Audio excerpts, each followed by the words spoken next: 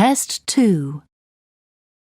You will hear a number of different recordings, and you will have to answer questions on what you hear. There will be time for you to read the instructions and questions, and you will have a chance to check your work. All the recordings will be played once only. The test is in 4 sections. At the end of the test, you will be given 10 minutes to transfer your answers to an answer sheet. Now turn to Section 1. Section 1. You will hear a young man phoning a town's youth council. First, you have some time to look at questions 1 to 5.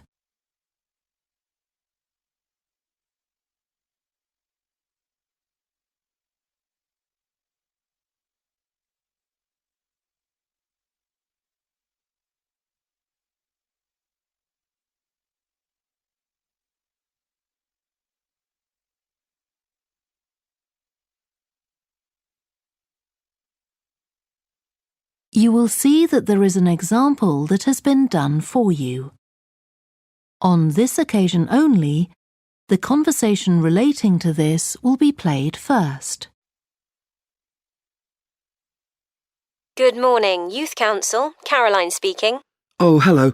I'm interested in standing for election to the Youth Council, and I was told to give you a call. That's good. Could I have your name, please? Yes, it's Roger Brown. Thank you. The young man's name is Roger Brown, so Brown has been written in the space. Now we shall begin. You should answer the questions as you listen, because you will not hear the recording a second time. Listen carefully and answer questions 1 to 5. Good morning, Youth Council. Caroline speaking. Oh, hello. I'm interested in standing for election to the Youth Council, and I was told to give you a call. That's good. Could I have your name, please? Yes, it's Roger Brown. Thank you. I'm Caroline, the Youth Council Administrator. So, do you know much about what the council does, Roger? I've talked to Stephanie. I think she's the chair of the council. That's right. And she told me a lot about it. How it's a way for young people to discuss local issues, for example, and make suggestions to the town council. That's what made me interested. Fine. Well, let me take down some of your details. First of all, how old are you? You know the council is for young people aged from 13 to 18. I've just turned 18. And where do you live, Roger? Well, that's a bit complicated. At the moment, I'm looking for a flat to rent here, so I'm in a hostel from Monday to Friday. I go back to my parents' place at the weekend. OK, so where's the best place to send you some information about the council? Oh, to my parents' address, please. That's 17 Buckley Street, Buckleigh Street, Stamford, Lincolnshire. Though you don't really need the county. Oh, I know Stamford. It's a lovely town. And what's the postcode? PE9 7QT. Right, thank you. So are you working here or are you a student? I started studying at the university a couple of weeks ago, and I've got a part-time job for a few hours a week. What do you do? Well, I've done several different things. I've just finished a short-term contract as a courier, and now I'm working as a waiter in one of the big hotels. Uh-huh. That can't leave you much time for studying. Oh, it's not too bad. I managed to fit it all in. What are you studying? My ambition is to go into Parliament eventually, so my major subject is politics. That's partly why I think the Youth Council is important and want to be a part of it. And I suppose you're also taking a minor subject, aren't you? I know a lot of people study economics too. I chose history. To be honest, I'm not finding it as interesting as I expected. Before you hear the rest of the phone call, you have some time to look at questions 6 to 10.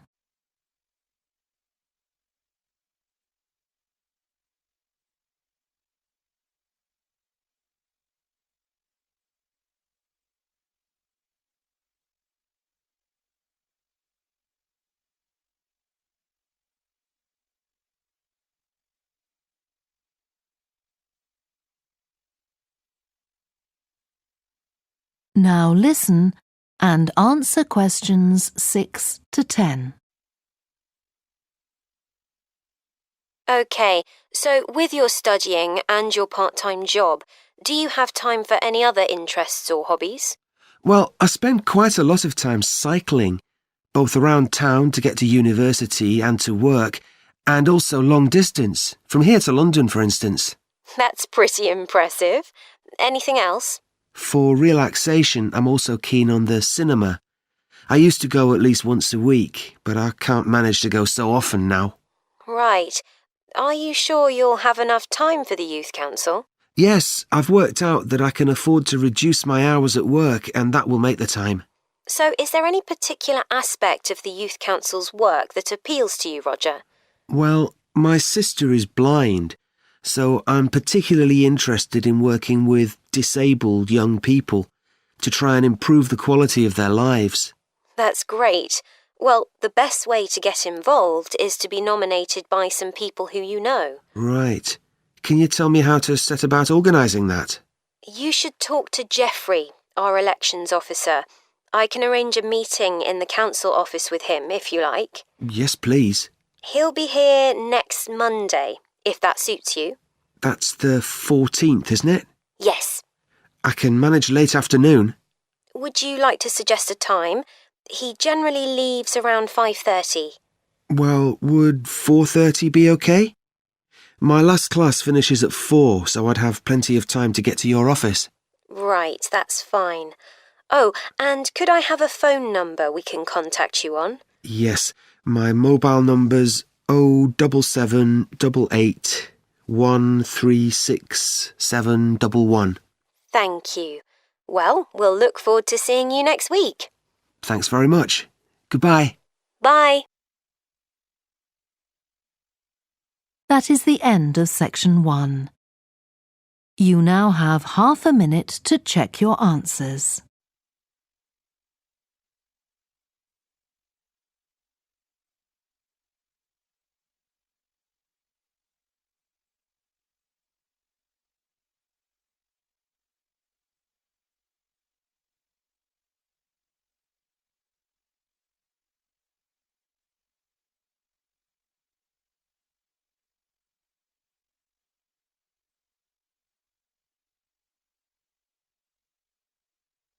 Now turn to section 2. Section 2. You will hear a woman who works in a theatre talking to 2 new staff members on their first day of work. First, you have some time to look at questions 11 to 16.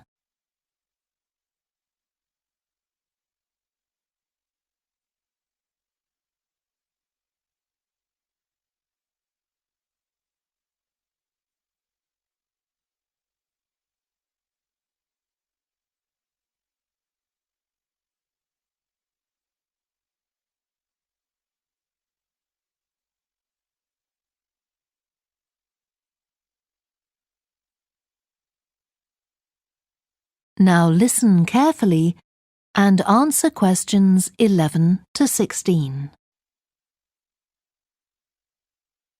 Hi, great to see you.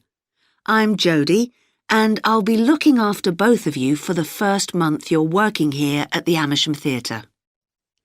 I'll tell you something about the theatre now, then take you to meet 2 of the other staff. It's an old building, and it's been modernised several times. In fact, as you can see, we're carrying out a major refurbishment at the moment. The interior has just been repainted, and we're about to start on the exterior of the building. That'll be a big job. The work's running over budget, so we've had to postpone installing an elevator. I hope you're happy running up and down stairs. When the theatre was built, people were generally slimmer and shorter than now, and the seats were very close together. We've replaced them with larger seats, with more legroom. This means fewer seats in total, but we've taken the opportunity to install seats that can easily be moved to create different acting spaces. We've also turned a few storerooms over to other purposes, like using them for meetings. We try hard to involve members of the public in the theatre. One way is by organising backstage tours, so people can be shown round the building and learn how a theatre operates. These are proving very popular. What we're finding is that people want to have lunch or a cup of coffee while they're here, so we're looking into the possibility of opening a cafe in due course. We have a bookshop which specialises in books about drama, and that attracts plenty of customers. Then there are 2 large rooms that will be decorated next month, and they'll be available for hire, for conferences and private functions, such as parties. We're also considering hiring out costumes to amateur drama clubs. Now I want to tell you about our workshops. We recently started a programme of workshops that anyone can join. Eventually, we intend to run courses in acting, but we're waiting until we've got the right people in place as trainers. That's proving more difficult than we'd expected. There's a big demand to learn about the technical side of putting on a production, and our lighting workshop has already started with great success. We're going to start one on sound next month. A number of people have inquired about workshops on makeup, and that's something we're considering for the future. A surprise success is the workshop on making puppets. We happen to have someone working here who does it as a hobby, and she offered to run a workshop. It was so popular, we're now running them every month. Before you hear the rest of the talk, you have some time to look at questions 17 to 20.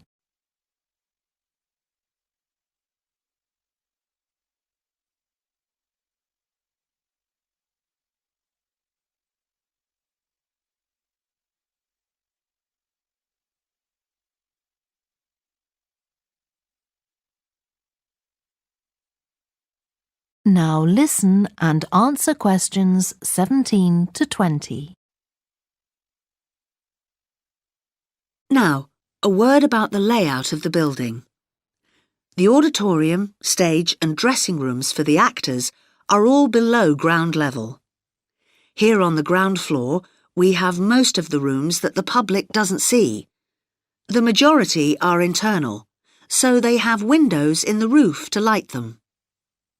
Standing here in the foyer, you're probably wondering why the box office isn't here, where the public would expect to find it. Well, you might have noticed it on your way in. Although it's part of this building, it's next door, with a separate entrance from the road. For the theatre manager's office, you go across the foyer and through the double doors. Turn right, and it's the room at the end of the corridor, with the door on the left. The lighting box is where the computerized stage lighting is operated, and it's at the back of the building. When you're through the double doors, turn left, turn right at the water cooler, and right again at the end. It's the second room along that corridor. The lighting box has a window into the auditorium, which of course is below us. The artistic director's office is through the double doors, turn right, and it's the first room you come to on the right-hand side. And finally, for the moment, the room where I'll take you next, the Relaxation Room. So, if you'd like to come with me. That is the end of section 2. You now have half a minute to check your answers.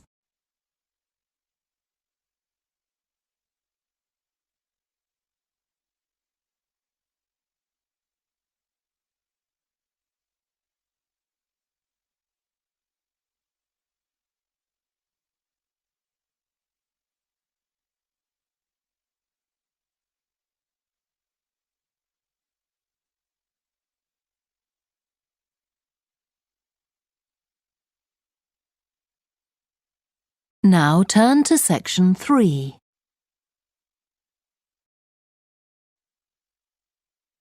Section 3.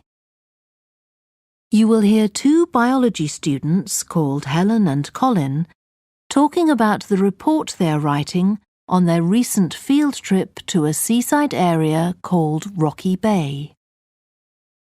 First, you have some time to look at questions 21 to 26.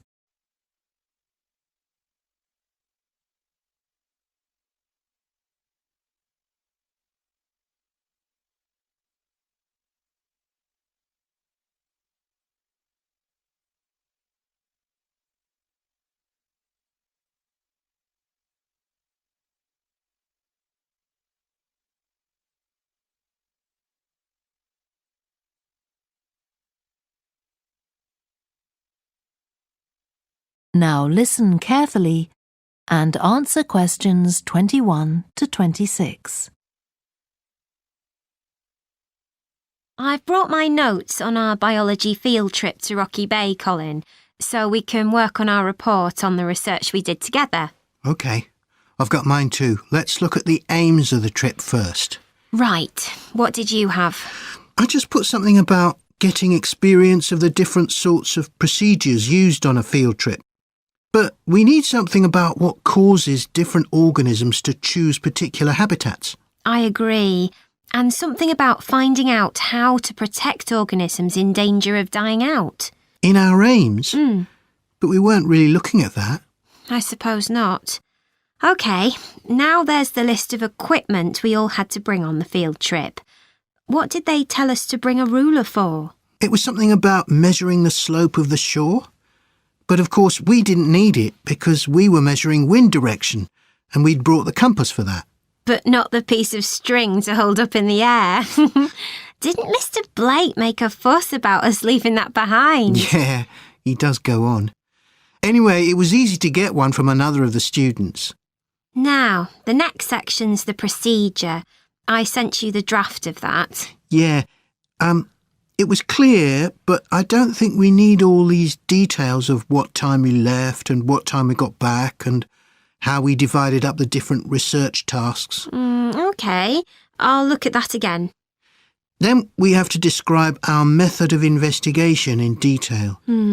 So let's begin with how we measured wave speed.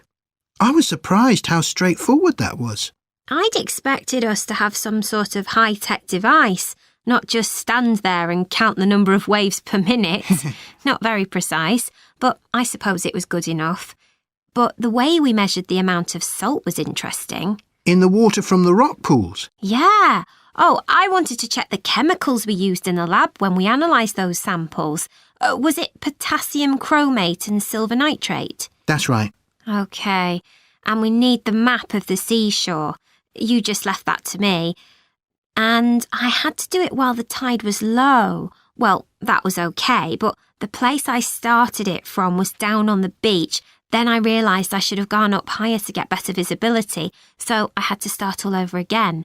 But at least I'd got the squared paper, or I'd have had problems drawing it all to scale. Yeah, it looks good. We could get a map of the region off the internet and see if we need to make any changes. I had a look, but I couldn't find anything. But you took some pictures, didn't you? Yeah, I'll email you them if you want. OK. I'll make my amendments using those. Then I can scan it into our report. Great. Before you hear the rest of the discussion, you have some time to look at questions 27 to 30.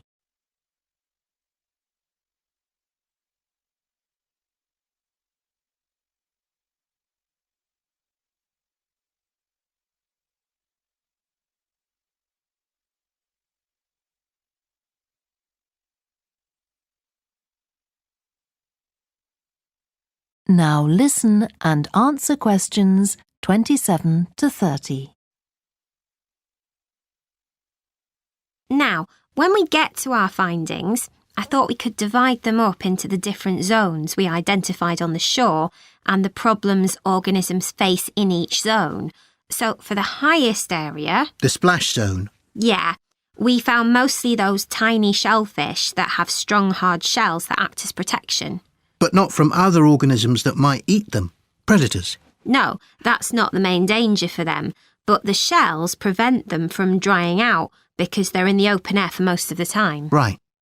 And since they're exposed, they need to be able to find some sort of shelter or cover themselves up so they don't get too hot.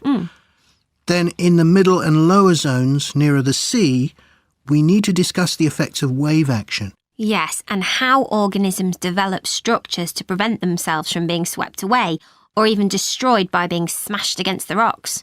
I haven't done anything on the geological changes. I don't know what to put for that.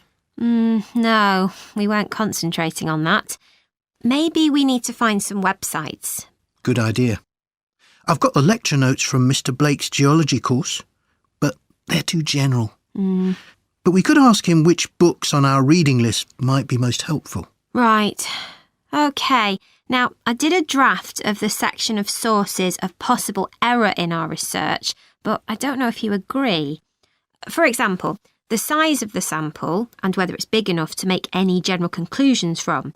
But I thought actually we did have quite a big sample. We did. And our general method of observation seemed quite reliable. But we might not be all that accurate as far as the actual numbers go.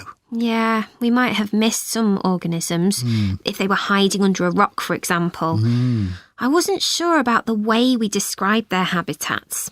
I decided it was probably OK. Yeah, and the descriptions we gave of the smaller organisms, they weren't very detailed, but they were adequate in this context. I'm not sure we identified all the species correctly, though. OK, we'd better mention that. Now, how are we going to... That is the end of section 3. You now have half a minute to check your answers.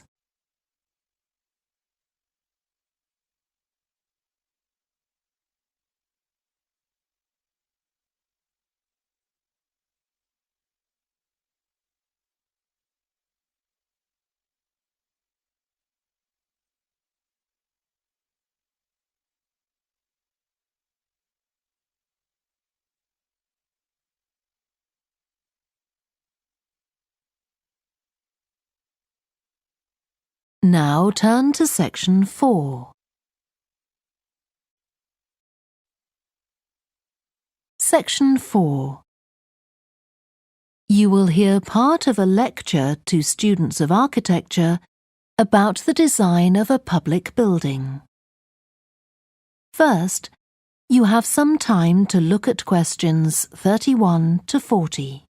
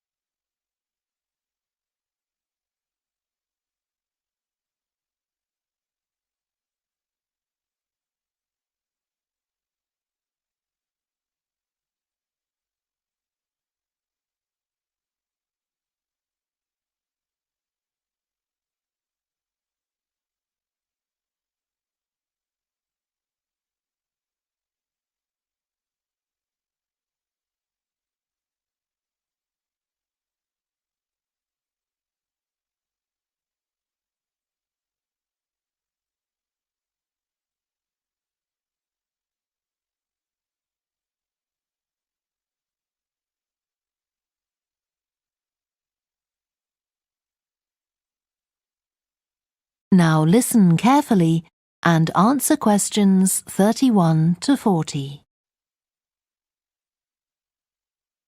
We've been discussing the factors the architect has to consider when designing domestic buildings.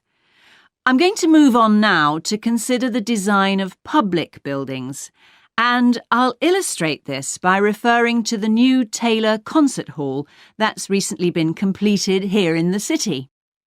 So, as with a domestic building, when designing a public building, an architect needs to consider the function of the building. For example, is it to be used primarily for entertainment, or for education, or for administration? The second thing the architect needs to think about is the context of the building. This includes its physical location, obviously, but it also includes the social meaning of the building, how it relates to the people it's built for. And finally, for important public buildings, the architect may also be looking for a central symbolic idea on which to base the design, a sort of metaphor for the building and the way in which it is used. Let's look at the new Taylor Concert Hall in relation to these ideas. The location chosen was a site in a run-down district that has been ignored in previous redevelopment plans. It was occupied by a factory that has been empty for some years. The whole area was some distance from the high-rise office blocks of the central business district and shopping centre, but it was only 1 kilometre from the ring road. The site itself was bordered to the north by a canal which had once been used by boats bringing in raw materials when the area was used for manufacturing. The architect chosen for the project was Tom Harrison.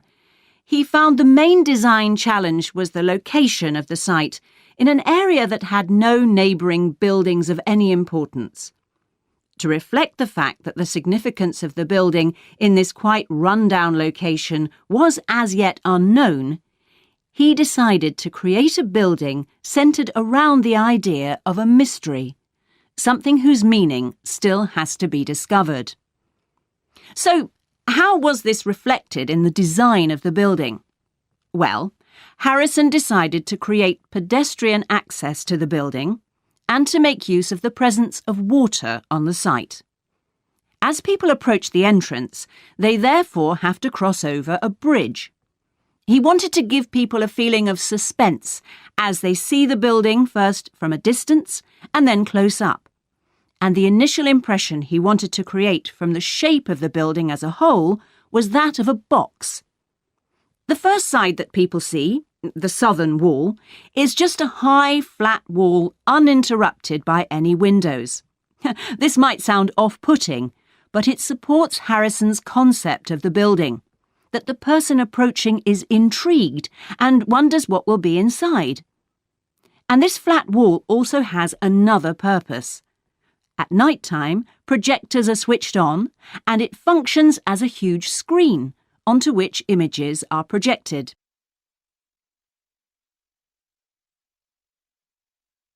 The auditorium itself seats 1,500 people. The floors supported by 10 massive pads. These are constructed from rubber and so are able to absorb any vibrations from outside and prevent them from affecting the auditorium. The walls are made of several layers of honey-coloured wood, all sourced from local beech trees. In order to improve the acoustic properties of the auditorium and to amplify the sound, they are not straight, they are curved. The acoustics are also adjustable according to the size of orchestra and the type of music being played. In order to achieve this, there are 9 movable panels in the ceiling above the orchestra, which are all individually motorised. And the walls also have curtains, which can be opened or closed to change the acoustics. The reaction of the public to the new building has generally been positive. However, the evaluation of some critics has been less enthusiastic. In spite of Harrison's efforts to use local materials, they criticise the style of the design as being international rather than local, and say it doesn't reflect features of the landscape or society for which it is built. That is the end of section 4. You now have half a minute to check your answers.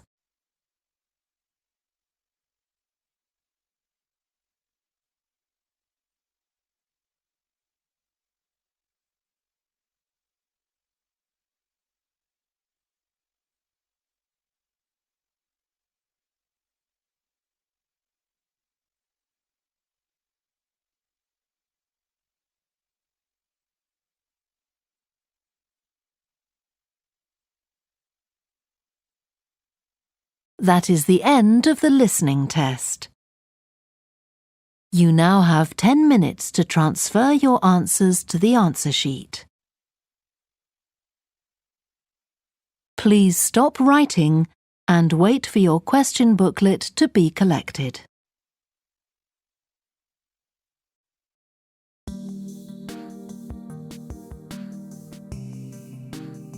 Hey there! Subscribe to my channel. And also press this bell icon, so you never miss any new updates, cause whenever we upload new video you will get a notification